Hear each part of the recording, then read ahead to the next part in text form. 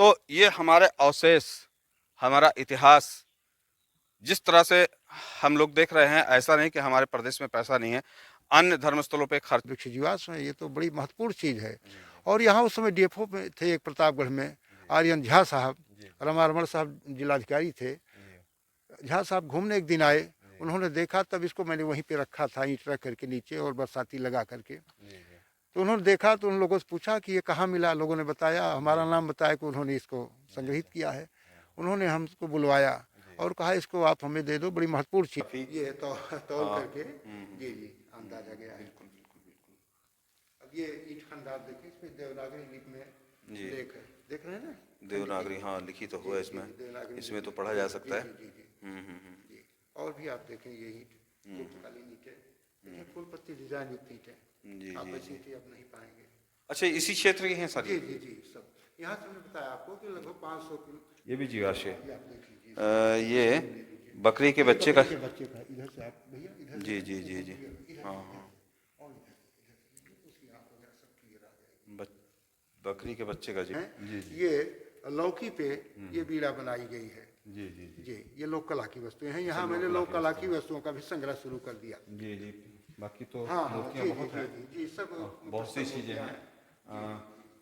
अच्छा सर, इसमें से भी ये तलवारें प्रोजेक्ट की हैं कि म्यूजियम में जो रखी हुई हैं, नहीं नहीं त्रिशूल वगैरह? हाँ हाँ, ये सब बहुत बाद के हैं। अच्छा, बहुत बाद के हैं। अच्छा, कुछ चीज़ें हैं ये जैसे धनुष बाण जो आप देख रहे हैं जी, ये आदिवासियों के धनुष बाण हैं।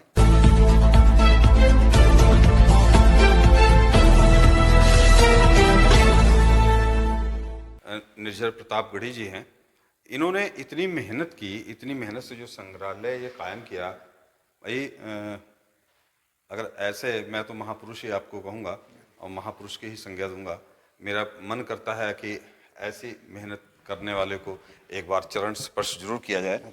और बड़ा अच्छा लगता है आप जैसे जब लोग समाज के लिए, आने वाली पीढ़ियों के लिए और देश के लिए कुछ नया करते हैं। जबकि मैं कंडीशन देख रहा हूँ कहीं ना कहीं फाइनेंशियली और प्रॉब्लम, सहयोग भी मैं देख रहा हूँ जो लोग दे रहे हैं, अच्छी बात है, लेकिन ज़्यादा से ज़्यादा यहाँ सहयोग मिलना चाहिए क्योंकि हमारे देश की ये धरोहर संरक्षित रह सके। यहाँ देखने के बाद एक चीज़ और भी मुझे लगी कि सरकार की तरफ से कोई बहुत ज़्यादा यहाँ सहयोग नहीं मिल रहा है। तो सर मैं थोड़ा सा मैं ये जानना चाहूँगा, अवशेष तो बहुत हैं लेकिन कुछ चीज़ें हैं जो खास चीज़ें मैं जानना चाहूँगा कि चूँकि हर चीज़ उससे क्लियर नहीं हो सकती। एक ये मूर्ति, खंडित मूर्ति है। अच्छा, ये मूर्ति कहाँ से मिली, चूँकि आप ही ने संरक्षित करवाई है? जी जी, यहाँ इस स्थल के आसपास लगभग 500 मीटर के दायरे में जी जी, जब खेतों की जुताई होती है जी जी, या कोई मकान बनाने के लिए खुदाई कर रहा है जी जी, उसमें अवशेष मिलते हैं। लेकिन लोग चूंकि इसका महत्व जानते नहीं थे, लोग खेतों में मेड़ पे रख देते थे या बच्चे खेल डालते थे। तो ये खेत की जुताई में मिली है। ये भगवान विष्णु की मूर्ति है और ये गुप्त काल की है। इसका पुरातत्व विभाग से रजिस्ट्रेशन है। आप ये देख रहे हैं, रजिस्ट्रेशन नंबर ये पड़ा हुआ है, UPPGF 675। जी जी, ये दोनों भगवान विष्णु की प्रतिमाएं हैं। जी जी जी, ये भी भगवान विष्णु की प्रतिमा का ही खंडित भाग है। जी जी, मूल प्रतिमा बीच का भाग नहीं मिला।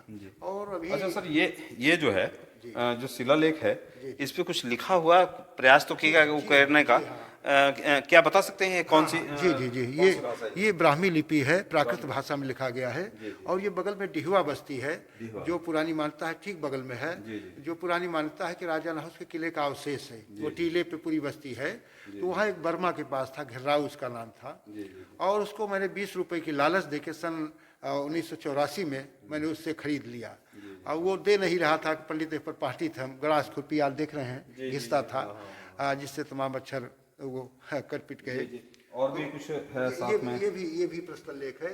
ये तालाब टूट गया था 80 की बाढ़ में, 1982 की बाढ़ में। तो उस समय तालाब में ये मिला था। ये भी ब्राह्मी लिपि और प्राकृत भाषा में है। और ये जो मैं आपको बताऊं कि यहाँ जो मेला लगता है, इस स्थल का जो पौराणिक महत्व है, ये क्षुद्र संवाद महत्व है, ये क्षुद्र संवाद की घटना का, राजा नहुस के सर्पियोन में जाने का, उसमें इसका उल्लेख है।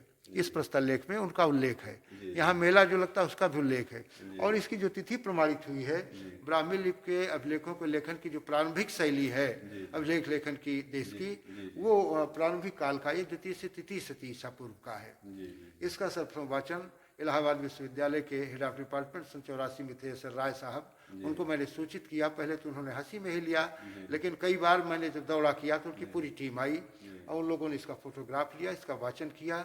और ये बहुत आश्चर्य की बात, आप ताजुब करेंगे, आप इसमें देखें, ये इसका साल्ट में सब लिखा हुआ है कि उनके वाचन को कैम्ब्रिज विश्वविद्यालय लंदन के इतिहासकार F.R. अल्चिन ने भी प्रमाणित किया, एक रशियन इतिहासकार ने भी प्रमाणित किया, और विश्व में अब तक पाए जाने वाले पांडवों से संबंधित ये पहले प्रस्तर लेख हैं। ये जो फोटोग्राफ आप देख रहे हैं ये भी प्रस्तर लेख का खंड है, तालाब से ही मिला है, तालाब जो टूटा था। इसमें 5 पांडवों के नाम का उल्लेख है ब्राह्मी लिपि में। ये प्रथम शती ईसा पूर्व का प्रमाणित हुआ है। इसको इलाहाबाद विश्वविद्यालय के म्यूजियम में मैंने दिया, उन्होंने वाचन के लिए लिया था कि वापस कर देंगे, लेकिन वापस नहीं किया, बहुत पहले भी मैंने किया, तो इलाहाबाद विश्वविद्यालय के म्यूजियम में रखा है। और ये पुस्तक जो आप देख रहे हैं दोनों, ये कंपनी बाग का जो म्यूजियम है इलाहाबाद का, वहाँ के डायरेक्टर साहब मुझसे मांग के ले गए थे, इसको बेच दीजिए। हमने कहा सर बिक्री नहीं करेंगे, निःशुल्क आपको देंगे, लेकिन एक शर्त पर, जब हम चाहेंगे तो वापस ले लेंगे। तो 3 वर्ष बाद मुझे नशा चढ़ी संग्रहालय स्थापित करने की। बहुत सारी सामग्री हुई, आप जैसे शुभेच्छु आते थे तो यहाँ तो कोई म्यूजियम बन जाता, लोग कहते थे, मेरे उत्साह मेरा बढ़ा और मैं गया तो उन्होंने बड़ी आनाकानी किया। डॉक्टर ऋषिराज त्रिपाठी उनका नाम था, डायरेक्टर साहब का। उन्होंने कहा बेटा हजारों लोग यहाँ देख रहे हैं और क्या करो, गांव में इसका महत्व कौन समझेगा। मैंने बहुत पैरवी किया, उन्होंने ना किया तो मैं रोने लगा। और बाद में फिर उन्होंने कहा अच्छा ठीक, मैं गाड़ी पे इसको भिजवा दूंगा। हमने कहा सर आज ही हम लेके जाएंगे, हम वैसे ही लेके जाएंगे। तो इसको लाया और ये सबसे बताया मैंने आपसे कि विश्व स्तरीय ये धरोहर है। और इसको ये देखें आप, ये प्राचीन सिक्के हैं जो यहाँ से मिले हैं। पहले तो लोग बताते नहीं थे, तो मैं जाता था लोगों से, यहाँ डीवा बस्ती में ही विशेष रूप मिलते थे, तो उनको ₹1-2 के लालच दिए रहता था बच्चों को, या वो लोग जो थे, तो लोग कहते थे भैया फला सोनार इतना दे रहे हैं, हमको मिला है अगर आप, तो हम 10-20 रुपये और ज़्यादा उनको दे के उनसे खरीद लेते थे। ये चांदी के सिक्के हैं मध्यकाल के, जो आप देख रहे हैं 6 सिक्के, ये चांदी के सिक्के हैं। ये मिश्र धातु का सिक्का है, इसमें राम लक्ष्मण सीता आदि का अंकन है। ये जो 4 सिक्के आप देख रहे हैं ये सब तांबे के सिक्के हैं, ये मध्यकाल से पूर्व के हैं। और ये जो आप देख रहे हैं ये मुद्रा प्रचलन जब देश में शुरू हुआ, प्रारंभिक काल की मुद्राएं हैं। ये सील है जो आप देख रहे हैं, ये मिट्टी की सील। जी ये मिट्टी के मनके हैं, अलंकृत मनके, जो कुषाण काल में औरत और पुरुष दोनों मिट्टी के आभूषण, मिट्टी के बर्तन, उन्हीं का प्रयोग। जी ये जो आप देख रहे हैं हाथ की अंगूठी है, 50 ग्राम इसका वजन है, रिंग नहीं मिली है, मिश्र धातु की है। अब सोचिए आप कितने बलिष्ठ लोग होते थे कि इतनी वजन की अंगूठी पहनते थे। जी जो आज अतिशयोक्त लोग मानते हैं पुरानी चीज़ों को, यही सब प्रमाण है। ये मिट्टी की ताबीज है, इसमें भी ब्राह्मी लिपि में लेख है, ये भी कुषाण काल की प्रमाणित हुई है। ये 12 सिंघा की सींग है। और ये महत्वपूर्ण चीज़ ये आप देखिए, ये जो आप कंगन देख रहे हैं मिश्र धातु के हैं। एक कंगन का वजन 180 ग्राम है। ये जो 3 कंगन आप देख रहे हैं, एक कंगन का वजन 180 ग्राम। और ये जो 3 कंगन आप देख रहे हैं, इसमें एक कंगन का वजन 110 ग्राम है। ये यहाँ एक गांव के बाबू साहब हैं, ओम प्रकाश सिंह जी, शिक्षक इंटर कॉलेज में, पीबी कॉलेज में, वो सबमर्सिबल की बोरिंग करा रहे थे, तो उसमें एक मिटिया में ये सब आभूषण मिले, तो उन्होंने इस संग्रहालय को डोनेट किया। ये मैंने उनका लिखा भी है, उनका नाम।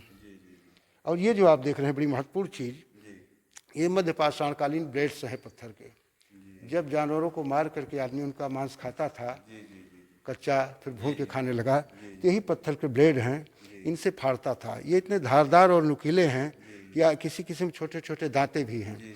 आज भी अगर हमारे आपके हाथ में चिल्ला लगा दिया जाए तो फाड़ देगा। ये जो आप देख रहे हैं इनको कोर कहते हैं इतिहास में, इन्हीं को छील छील करके इनको बनाया गया है। तो मध्य पाषाणकालीन सभ्यता से भी यह स्थल जुड़ा है। और हमारे जनपद में आपको मालूम भी होगा कि सराय नाहर राय महदहा। आपको अपना कीमती समय देने के लिए बहुत बहुत धन्यवाद।